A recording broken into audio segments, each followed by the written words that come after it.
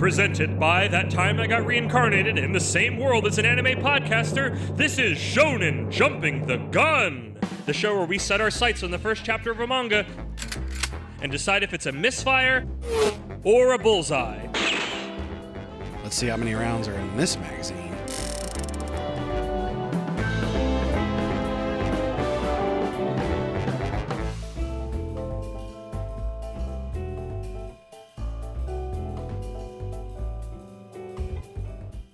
On today's episode, we are in its orbit. This is Planetes.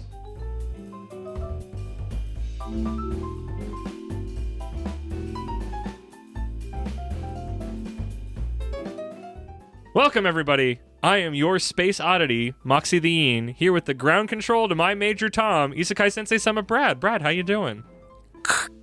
Watch out. Off the port bow. You got incoming. On your 6. You're north? Which way is up? North, George Lucas, north! If only you had some kind of lucky charm that you could use to find your way up. North in space. We're covering Planetes is the only way I can think of to say it. It's planets, but there's 2 E's in it. It's full of E's. Planet's full of E. If it's not pronounced Planetes, then it's wrong. I don't know. Who knows? Planets. I know. Planets, raisinets. I don't know why my brain's putting these together.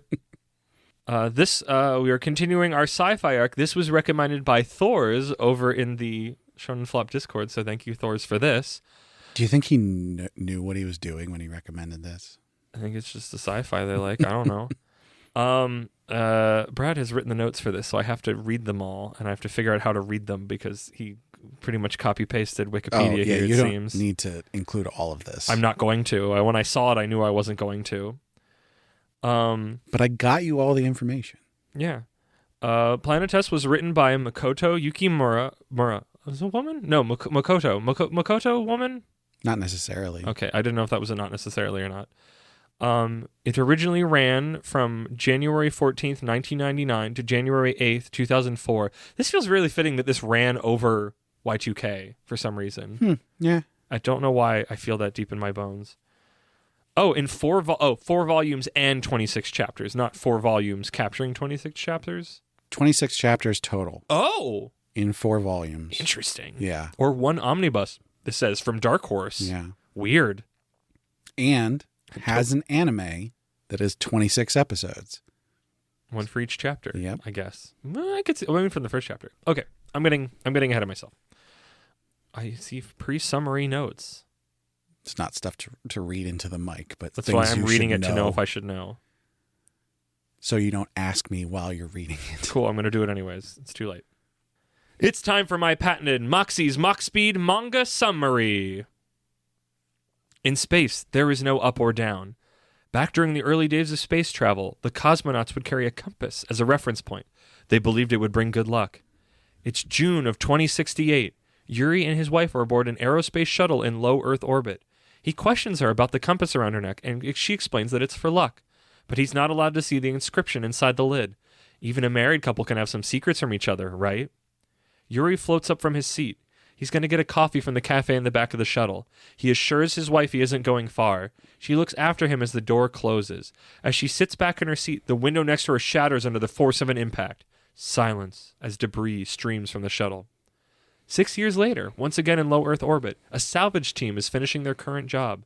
They notice some more debris, but Hachimaki reports that neither of the two out there have the capacity for it. So instead, they decide they need to push it to a lower orbit so it will re-enter the Earth's atmosphere and burn up. This team's job is to help clean up the space around the Earth because there's just too much stuff up there. It's dangerous because of how fast things need to move to remain at that altitude. Hachimaki intercepts the identified debris, finding it to be only an empty reservoir. He kicks it towards the Earth and they watch as it starts to burn up against the atmosphere, after which they make their way back to their main ship.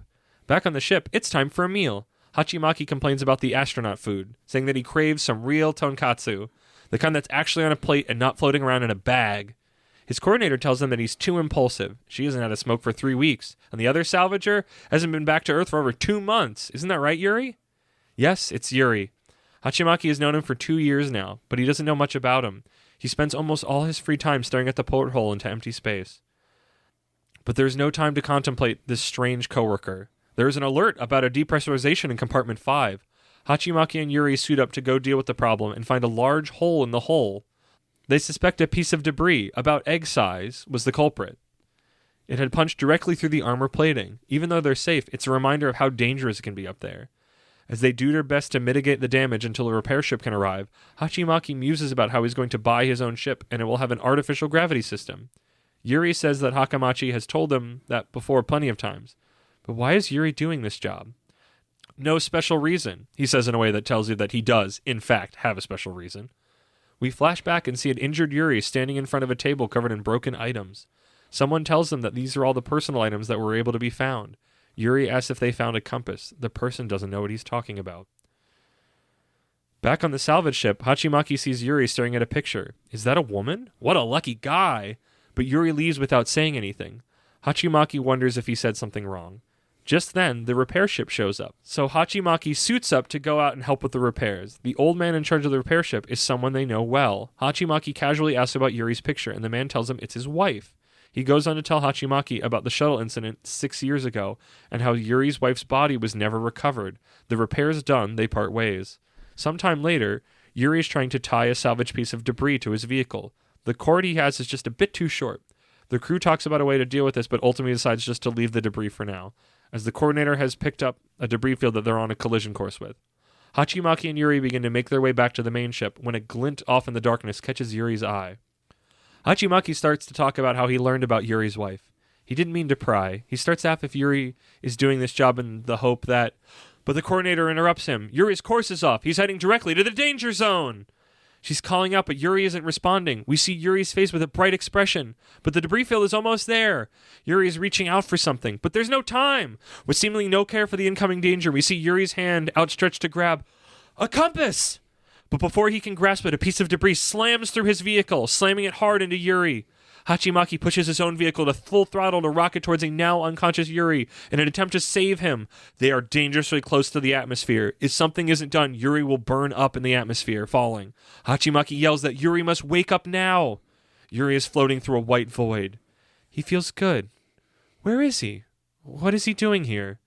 He tells his wife that she doesn't need to look at him like that. He's not going far this time. A hand grabs Yuri's and he opens his eyes. But Hachimaki is next to him, yelling with his hand outstretched and not yet grasping Yuri's. They grasp each other, and Hachimaki struggles to correct their trajectory. Yuri looks down at his closed fist and finally opens it to find the compass. In this tense, dangerous moment, Yuri sees the inscription on the inside of the compass lid. It says, in deep, scratched-in letters, "Please save Yuri." Back on the ship, the coordinator and Hachimaki look out the portal as Yuri floats out to a quiet spot, flower in hand. He releases the flower and watches it drift slowly. This is the best he can do for a funeral, since there are no bouquets up here. He turns to head back to the ship. He's holding the compass. So, what? This will be episode 3 of Sci-Fi Arc? Yeah. So I believe in the order the episodes will come out, I read all the first chapters back to back and ended with this. And gosh, what a roller coaster to go from Cobra to Gantz to this. Yeah. Emotionally. Like, I was emotionally spent afterwards. I think I probably would have been still just reading this on its own, but having that, like, all over the place movement of, like, This is what sci-fi is. I think this is the most, at least from chapter 1, I think this is the most beautiful manga we've ever read. Not visually, necessarily. I have things to talk about with the visuals. But as, like, an emotional story. Yeah. I find it so interesting because, like, it's so simple. Yeah. Like, there's best stuff is. There's, like, nothing going on here, but Isn't there? It's just, you know, a guy in the future dealing with some trauma. Like, that's what makes it beautiful. Yeah. It's so simple. It's so human, even though it's in the future. That's the joy of sci-fi. That's the, not to toot my own horn, which is technically also your horn, but, like, and maybe we'll find a way to, maybe we'll do a radio show of it at some point. I don't know. The script that I wrote that you were very helpful in coming with ideas for and essentially writing the ending, because I'm bad at that, of somebody dealing with loss in the semi-future where the cemetery is full of graves that have essentially like an AI version of the person that died in them. And it's a straightforward, it's a sci-fi story in that we're in the future, but we're dealing with very simple human things like we are now. We're just doing them in a different, there's just new things to poke at them with. But I think that's what makes it work, because it is just it's still just the simple human story of somebody is dealing with the loss of a loved one. Yeah. I found it really interesting because when I read it, I mean, it was very impactful. I felt lots of things reading it. Mm. But then I went back to write the summary. I don't know. Did you mention that before? I wrote that. Oh, yeah. Sorry. Brad wrote the summary. Thank you, Brad, for this. There was 3. There was just too many on my plate. Yeah. So when I went back to write the summary and I started going through it, I don't like to just like regurgitate things that I think this, it just dawned on me as you're talking, I think this is your first serious summary, because the other times you can usually have some tongue-in-cheek stuff, but this one was like, to joke about this one at all, feel like actively would have like, right.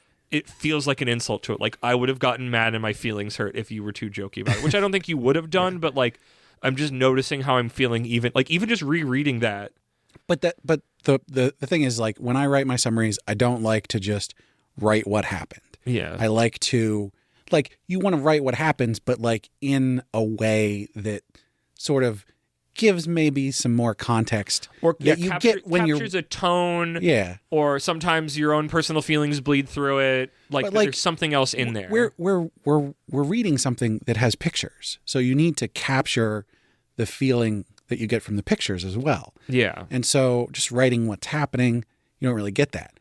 As I was writing the summary, I started going, man, there's hardly anything happens. Like even the ship gets hit by a piece of debris. There's a big hole. It's like nobody's freaking out about it. It's just a job. They're just going about. They start cutting away the broken pieces of the hull so it can get replaced. And like, it's all normal. But then there's this undercurrent of like, Yuri is messed up from this. He lost his wife. I get the feeling that he feels some level of guilt from having survived. Yeah, he's got survivor's guilt, definitely. And the fact that he never gets the closure of having, like, especially the compass, but like not even just not having the compass as an idea of a hold on of his wife, but literally that moments before it happened, he knows there's an inscription that he didn't see. Yeah.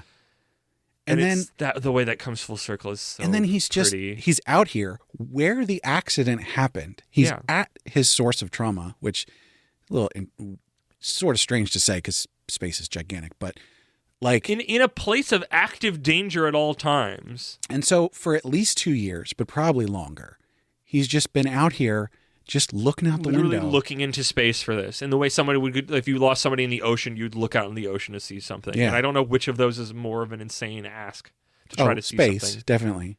Really? The ocean is insane. But you can't see through the ocean, but space you can see through, and if it's in orbit, it's still in orbit, which it is. It's just, it isn't necessarily in your orbit. Space is bigger than you can imagine. Oh, I'm sure. Like, the ocean's bigger than you can imagine. Space is bigger than that. But he's not in all of space. He's in Earth's orbit. That's the space he has to care about. She didn't go flying off into space, capital S space. You're not wrong, but also, like... It's a large space, and I think it's like you said, it's larger than I think, but it's still finite, and I can see through space, but I cannot see through the ocean. If you take the deepest part of the ocean, the Mariana Trench, yeah, and you were to put the height of that on top of the ocean, it wouldn't even come close to touching low Earth orbit. Really? Yeah. I really thought you were going to tell me that it would. No. Shows what I know. Like, humans are just really, really bad at conceiving of big things. Yeah. And we're small in comparison. Space, even the space that's right next to us, is so unfathomably large. So the fact that he's out there looking out into space, looking for something smaller than his fist. For years. A light glint, literally just the light glinting it's on it, insane. Which he does see. But there's a certain beauty in that. Oh, no, yeah, definitely. I don't know why yeah. I don't know why my brain conjured up the similarness to the ocean, but like when I think about that mechanically, I feel like the ocean you're more fucked because it's like it's going to go down where you can't be, you can't see. The ocean currents can move it around so it can show up anywhere. it could be anywhere, but in space, Yeah. it's in orbit. It has to be in the orbit somewhere. And even if it's a large space that is a specific, clear, you can know it has to be, if it lived, it has to be here. This is... I'm still saying it's an incredible fool's errand for him Yeah. to do it, and it's beautiful that he gets to see it then. This story would have been just as compelling if it was set in the early 1800s and Yuri was a sailor and his wife had died in a boat accident and he kept sailing around and looking Hoping out to into find the that ocean. locket. Yeah. Yeah. Yep. Yeah. Yeah. But I don't know. With space, there's something just because that's what makes it sci-fi. It just made it beautiful. The way that he's there, that he's sad, but he's not prickly. Oh, Like, yeah. He's not uber jaded, which sometimes characters No, like that are. and maybe... And I like that. It makes him incredibly sympathetic to me. I Like, think it my breaks my heart. summary probably didn't quite capture this, but Yuri is not walking depression. He does keep to himself. He but keeps yeah, to he's himself, but he talks to people. He's not brooding. He smiles from time to Yeah. time. Like, he's not just a depressed boy. He's a wounded man, though. Yeah. He's an emotionally wounded man, and it's just like, listeners, listen to how I sound in the last 2 episodes. You go back a week or something and listen to, like, not even just that it's later in the night. Like, I just I feel wonderfully emotional the way that I'm supposed to instead of a way I'm not supposed to when I read it. Like, this was such a like pretty emotional thing to take in. So, I mean, this made me cry, I'll say. Yeah, I could see that. I'm pretty sure I got close. I don't remember. I think I was just emotionally exhausted when I finished it. Yeah. I mean, at the beginning, the actual accident, it was like, oh shit. But then, like, as you see Yuri going through the motions of his job, but also like he's got a lookout. It just sort of, it hits you and you're like, oh, he keeps trying every day. He needs that closure. Closure. And then he sees it and he goes for it. And, oh, it's right there. Oh, but he missed it. Oh, no. Oh, but somehow he did get it. His dead wife pushed it into his hand or something. It's unclear to me if there's some kind of supernatural thing going on here. Maybe just conception. I don't think in like a literal sense. Because I don't first remember of that. all, I just remember him grabbing it. But I'm sort of going, why did she write "Please save Yuri" in the compass before anything happened? Like, I mean, maybe like that's the thing. Like, I'm curious if we learn about. I mean, that's a question of one of our questions of what we think happens next. yeah. I don't know if we're going to spend more time specifically with Yuri because this feels like I need a better example than Cowboy Bebop, but I feel like this feels like a semi-anthology series with the crew and related crew of this ship. I could see that. It's definitely... And maybe we learn more because it's like I feel like you could learn more about Yuri from before this happened, and maybe he still had his own thing that like she was like, please let him get over this, and that was please like, but maybe not. I don't know, but it's still a beautiful thing. I'm so happy he lives.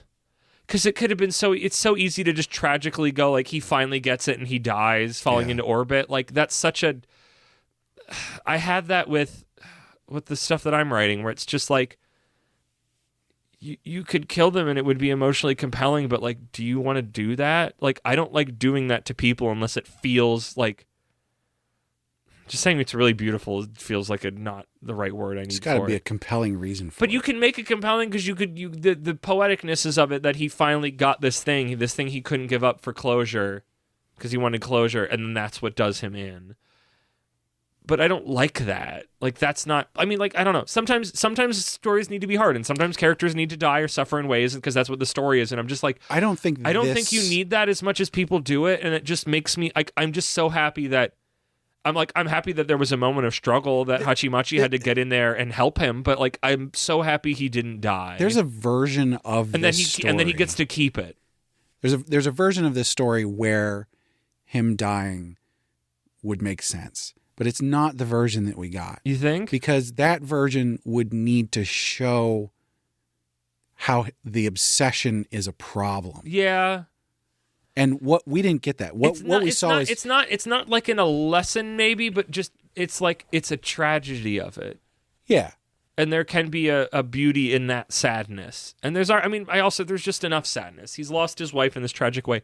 The way that it at the start, the way he walks to the back is done so, like, once I read it, and it's so strange because it feels like something is happening. Not when the thing crashes, but when he's leaving, like he's going to go do something. Because this is before I know what this is at all. And just the way that it's shown is just very like, where are you going? Like, what's happening? What's going on? Going to get coffee. Exactly. Yeah, it feels very fake for some reason. I have no idea why. When I was reading it, it felt like what's actually happening. I definitely. But then the story keeps going, and it's like going to happen. No, but it felt like that there was like a setup to something, and there is. I mean, technically there is. It's that he's not there. He's in the back, and he survives. But that's why the reason he leaves is so he can survive. But like in that moment, he's literally just going to get coffee. But in that moment, when I'm reading it before the crash, it feels like it's setting something up. Specific, like he is setting something up, and he's just not. But no, I loved this. Like, this was so pretty. I'm intrigued for more stories. Hearing that it's as short as it is really makes me excited and happy about that.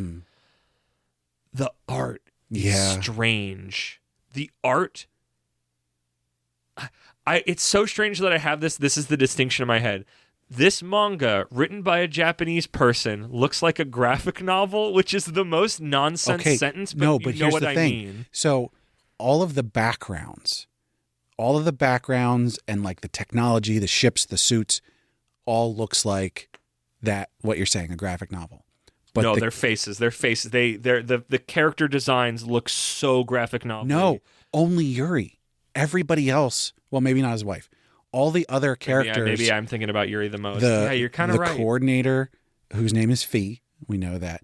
It doesn't say it in the chapter. The other salvager, Hachimaki, yeah, probably Miki.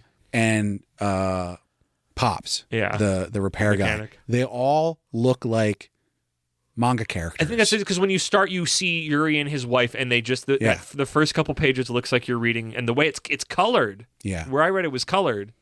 And it was just like, oh, this is a graphic novel. Yeah. And I double checked that it wasn't like... The vistas, the space vistas and everything are amazing. It's a beautiful piece. In no way do I want that to... Like, I don't want that to sound like it's bad, because I do like the art, but it was just like... It's such a... Like, as manga can have many different styles, it didn't look like manga at the start. And it doesn't need to, but that's why I said it. Like, the weird distinction in my head, whatever that means, that like it looks like a graphic novel. But then, like the spaceships and everything look like... These could be real ships. They're drawn really well, and this feels like grounded sci-fi. Well, and let's be fair. Like, first of all, they're in low Earth orbit, and they're salvaging in order to avoid a very real problem called Kessler syndrome. Okay, tell me about this. Kessler syndrome is a problem that will occur if there is too much debris in space. In order to stay in low Earth orbit, you have to be going very, very fast. If you've ever heard from Hitchhiker's Guide to the Galaxy, the way that you fly, the way that you stay in orbit, is to throw yourself at the ground and miss, which is honestly completely accurate. Yes. Because you're in a constant state of falling. Right. The gravity well of the Earth is constantly trying to pull you in. And so you have to travel sideways faster than gravity will pull you down. And the closer you are to the ground, the faster that is. Now, when you're in the atmosphere, you can use the buoyancy of air to keep you up. That's wings. That's what wings do. Okay. So you don't have to travel thousands of miles an hour to stay in the air. And I'm like, what air in space? But there's no air in space. Exactly. There we so go. As soon as you get past a certain height, you have to be going a lot faster in order to not go down. And so what happens is if you fill this space around the Earth, especially a low Earth orbit, geosynchronous orbit is how you have to be way far out in order to like not move, basically. Well, you're still moving, but you're going around the Earth at the same speed that the Earth is rotating. So if you fill all this space in low Earth orbit with all this debris, it's going so fast. If one piece runs into another piece, so like a satellite hits a satellite or a screw hits a satellite, makes more debris that goes out in many directions, But aren't they and all hits- moving at the same speed, essentially? but not the same direction. Oh, dear. Yeah. Now, we currently have a lot of ways to mitigate this. Countries talk to each other and go, hey, we're going to put up the satellite. It's going to be here. It's going to travel like this. Oh, we're going to put this one up. It's going to be here. It's going to travel like that. But the more stuff we put up there, the more likely it is that there's an accident. And what you get is a cascade event. Yeah. Because when one piece hits something, creates debris, that's more debris, Extra debris still all over the traveling place, fast. chaotically moving And so it around. starts hitting other pieces. Said it's only a screw because it's moving so quickly. And at some point, That's what they said in the manga. There's like an egg-sized yeah, thing. Think how small an egg is in the giant hole. I mean, obviously you couldn't see it, listener, but if you became I'd a say reader, it's about 1.5 meters. yeah, I'd say maybe even more than that. Scale's hard to tell when you're in space. Yeah. But so you get this cascade event. That's what Kessler syndrome is, where so much debris is flying around and creating more debris that it basically covers low Earth orbit, and then we can't get to space anymore. Yeah. So, and what, it's set in, 2068? Yeah. It's so realistic. I'll be alive for that. Probably. Yeah. Hopefully. Hopefully. That's a reasonable time to live to from now. Yeah. Anyway. So yeah, the realism of what's going on, the art, the as close as they were to the atmosphere, like things immediately start burning up, and also like their ability to fly around on their little scooters and stuff. Not quite realistic, but Cool, like a little touch of the sci-fi cool, Yeah. which I appreciate. close enough that it's easily you just skip space over bikes. it. Yeah. So yeah, I There's just space bikes in the future. I don't it's doing all this stuff so well. It's really, really good. know. I don't think we've ever read a manga this grounded. And Even though it's in space. I might have said this already, but it feels like this first chapter could be a one shot. Yep. Oh, 100%. You could just read this, You could just read and be done. and it's fun. What is it, like 46 pages or something? That sounds about right. I think, yeah, because it was like, there was, when I was reading some of the other ones where it was just like, okay, Cobra's only like 30-some chapters, but this really feels like a stopping point. Yeah. And then Gantz, I was just like, it's kind of short and I need more. And this was just like, I don't care if this is short. This is its own, this is a complete piece here, and it's so beautiful, and it doesn't need anything. It's very else. It was just so self-contained. It was the one. It was the one of the trio that I was just like, yeah, obviously this is where you stop because it's Yeah. this is the chapter, and it's beautiful.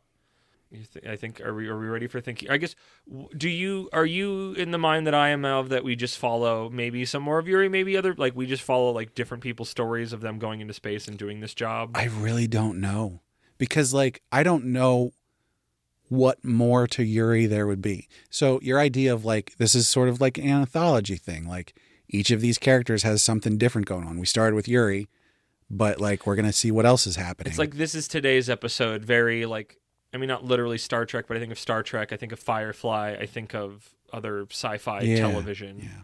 Where it's just like, we're following this character today, or they're getting up to this thing, or this trio's doing that. Like, Yeah. that's the energy I'm getting from chapter 1. Yeah. What are your feelings and what are your thinky thoughts? Amazing. Yep. Same. Thinky things, feeling thoughts, both for me. It's Yeah. amazing. I think it's great. I think it's amazing. I feel it's amazing. It's the most beautiful thing we've read conceptually. Yeah. It is the thing that has made me feel the most. And like, I read other manga that make me feel things, but not from the jump of chapter 1. I feel like I think because I just listened to it, the Sacrificial Princess and the King of Beasts, where I go, look at how much this first chapter did to set things up in this world. Jump. Why can't you do this? Why Yeah. can't you be like these other manga? And here I mean, this one's a little further out because it kind of can feel complete in itself. It's like, and maybe this doesn't need jumps for fucking teenagers or whatever, but like in less than a normal extra long Shonen Jump chapter 1, this introduces the characters and told us one of the most beautiful emotional stories within like 40, 50 some pages. Yep.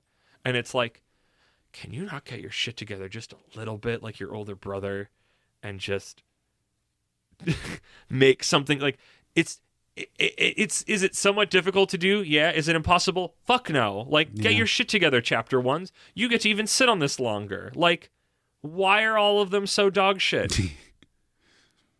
I feel like that's what a lot of these adventures outside of Jump have been. Of just like, you have the biggest manga fucking magazine on the planet backing you and scouting you out. This is what you bring for chapter 1 with this page count, and that's the best you could do? Yeah. And admittedly, some of this can be hampered by we're going outside the magazine, especially this Planet Test thing. I don't even know if this one got published in a specific magazine or not. It's only 26 chapters. It clearly got to do exactly what it wanted. It didn't need to be a forever running thing. Right. And I feel like there's a certain... Maybe that's a bigger episode at some point. Maybe that's a mainliney one about the difference between manga that just gets to be, I'm here and I'm done, and manga that has to be, you're the engine, you have to power the machine because the machine makes the money that makes everything go round, and if you don't keep fueling the machine, it just stops. And there's no money for nobody. We know it's possible, though. Even within Jump. Because you look at something like Spy Family. It's not in Jump proper. In the magazine. That was what I wanted to posit to you, and I think I want to save that. I want it recording for me for later. When I hear this, I will hopefully write it down. I want to do a mainline episode where we think about all the first chapters that we've read specifically from Jump, not Jump Plus, maybe not even old Jump, recent when the past couple of years Jump. Which of them was the best at being a first chapter? Yeah. Which one was the best one? The Jumpies. The Jumpies. Chapters make me want to jumpy off the Empire State Building. Yeah, I guess that's so weird. I can think of examples of excellent first chapters, but I can't think of one from the magazine. Yep. That doesn't bode well. Because the problem is so many of them are effing dead. Like I had a list. At some point we will record. I want to do, I think, postmortem, the bounty board, what's the like coroner's office or something, and I just wanted to go over everything we covered. Technically it was supposed to be for the last year, but we never did a review because we've been doing Shonen Jumping the Gun for longer than that, and just go over everything and go, how many of these are dead? Because the answer is most of them. And I think there's something, that's why it was more of like less the bounty board and more the cadaver side of it. The postmortem. Moxie and Isekai Sensei Sama visit the morgue. The morgue visit. I had some other word for it or something. Boot Hill. Because it's amazing. And this feels like make Dear Anemone like this. Dear Anemone was sci-fi. Was postmortem. Just write compelling. I mean, maybe teenagers don't give a fuck about it, but I don't give a fuck about them. Yeah. So maybe they should read a thing that's really beautiful and emotionally moving. Like, maybe it's just my habit of writing plays now, but I'm just like, I want to make this into a short play. It's just really pretty. Hey, we found out in Gantz, teenagers suck. Teenagers suck. You know what also is true about teenagers? They scare the living shit out of me. Do you know the next line of the song, though? They could care less as long as someone will bleed. So darken your bone and strike like a violin pose. Maybe they'll leave you alone, but not me. Okay, yeah, we're getting distracted. I'm gonna buy this. I'm gonna buy it. Yeah. I'm gonna read more of it. I should buy it. I'm gonna buy it. There's an omnibus. You just get the I'm omnibus. gonna check the library. Well, I'm gonna buy it. I mean, if you buy the omnibus, I'm gonna borrow it. Then. The only reason I didn't yet was because I read it yesterday. Yeah. And I wrote the summary this morning.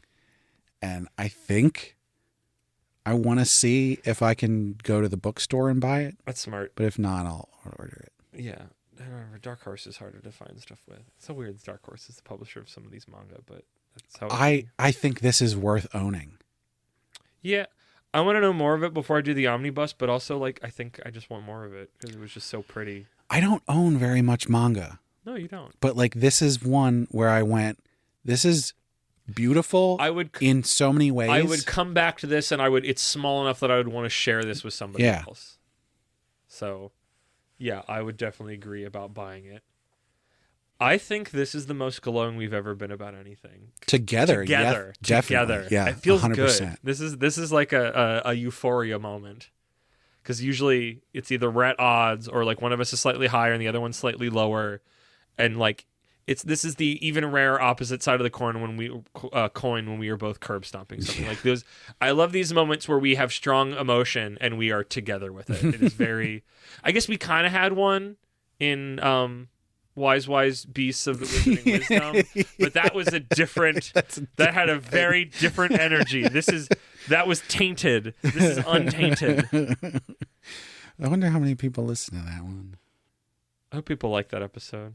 I hope people like that manga. We were very open in that episode. Very open about that episode. That is an episode. If like that comes out the week somebody asks me about the podcast, they go, maybe don't listen to that one if you know me in person right now. Maybe know me a little. Listen to some other ones. We're not always like that.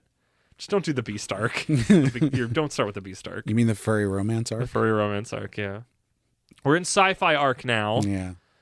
So. And it's gonna keep going. Yes, which I forgot about when we started recording tonight. Correct. We have like a bunch more. I think it's only 3. It might. No, I think it's 4. I gotta double check. Yeah, because we're adding on. Oh, we're putting more stuff. Okay. I'm putting that one on if we can get him.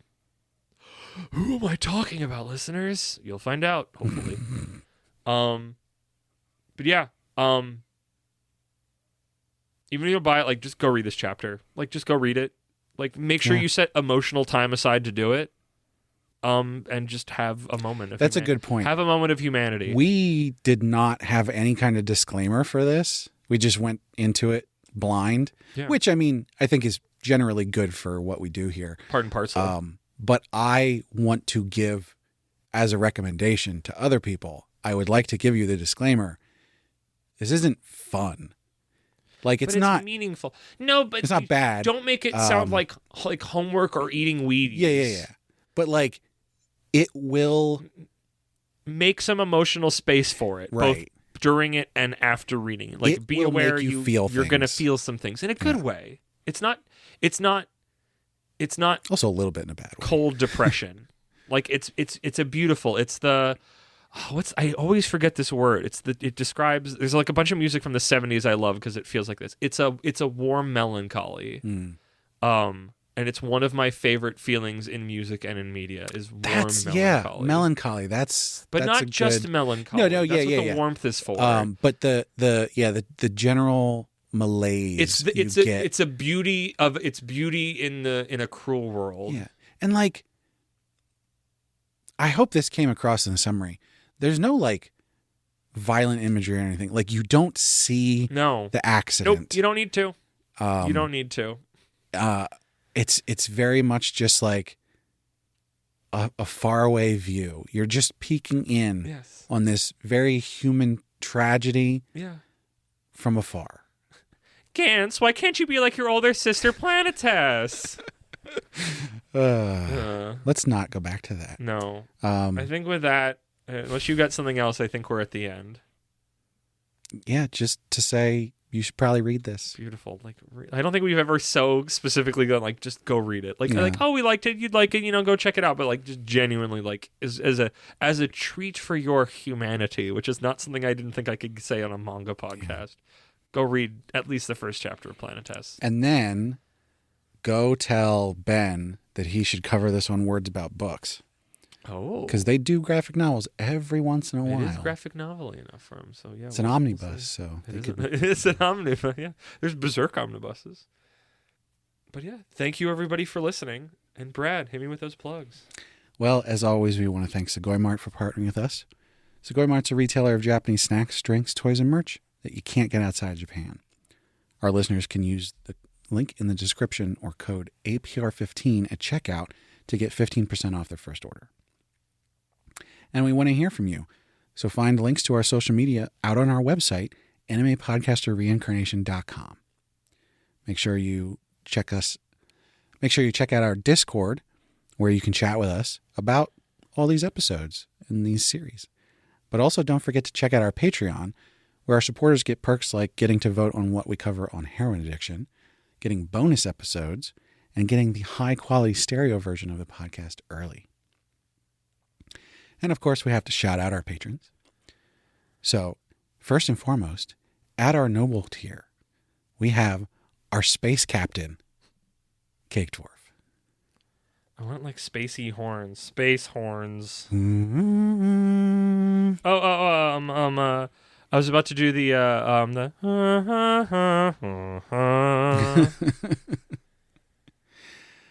At our reincarnator tier, we've got Moon. And last but not least, at our commoner tier, we've got Kill Hour and Rena. So thanks so much to all our patrons. Thank you, Brad, for that. Thank you, everybody, once again, for listening. Once again. Make sure you listen to all the podcasts on our feed. And Brad, I'm gonna attempt this. For here am I sitting in a tin can, far above the world. Planet Earth is blue and there's nothing I can do.